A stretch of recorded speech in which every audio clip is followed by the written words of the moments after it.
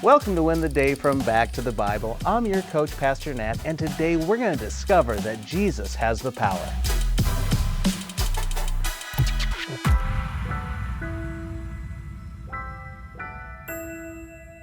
How's it going? Seriously, how is life going for you?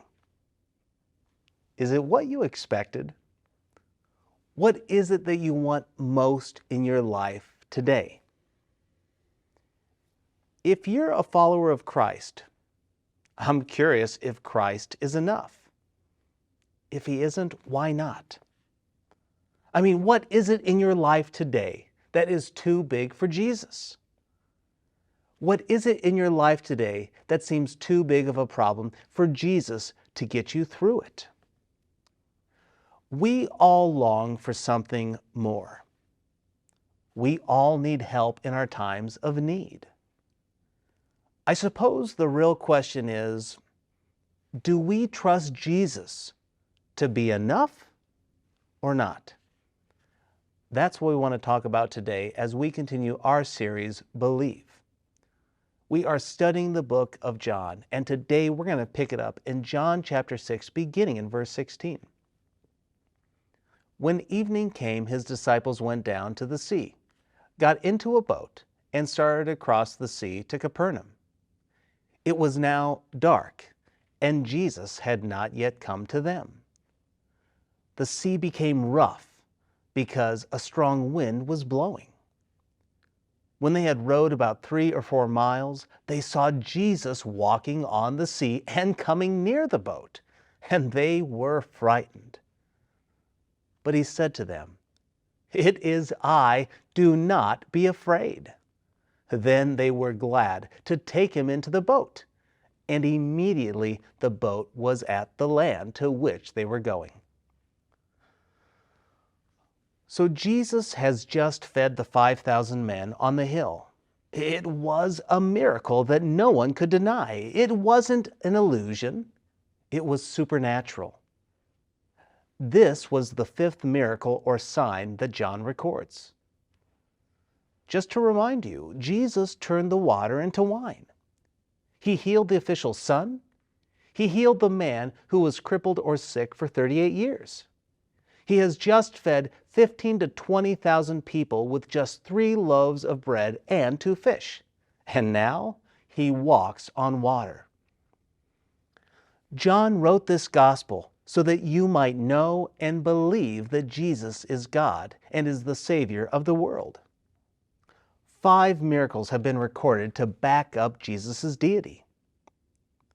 Jesus escaped up higher into the mountain. The disciples don't wait for Jesus to return. It's time to head out to Capernaum. Now, it's somewhere between 6 p.m. and 12 a.m. They're rowing their boat. At least half of the disciples are fishermen. I mean, they're used to rough weather on the water. But regardless, if you're used to it or not, it is tough. You see, the cool air would sweep down onto the water, and it would create a lot of movement. They're about halfway across the sea, and it is a mess. They're tired, but they look, and what do they see? They see Jesus walking on the water. Now notice it says that they were frightened. Now, all other miracles cause a sense of awe, but here it's pure terror. Now, there is some debate whether this is the same story as in the Synoptic Gospels. I believe it is.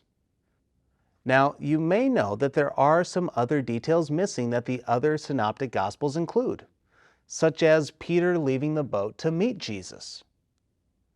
Now, what is unique about this story is the end of it. Because John writes, immediately the boat was at the land to which they were going. In other words, it zoomed like a Mach 5 speedboat. Now, of course, you may be aware, there's probably some debate about this. There's a lot of chatter whether or not this is what John intended. My opinion, it frankly doesn't matter. What matters is the point that Jesus is God.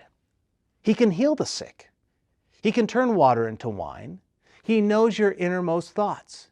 He can multiply resources, and He can walk on water. No parlor tricks, no illusions. It was a miracle. So how about you? What is it in your life today that Jesus can't handle? What is it that you are trying to do in your own power that can and should be turned over to Jesus? Is it a broken relationship? Is it your distressed marriage? Is it your prodigal child? Overwhelming debt? An addiction to pornography or alcohol? Maybe it's that constant battle with your health or your weight. You see, all of these are symptoms of a greater heart problem that only Jesus can fix. Jesus has the power. He has the desire. Jesus is our only hope and solution for our greatest needs. My challenge, no, my prayer for you today is that you believe in Jesus' power and that you turn to Him today.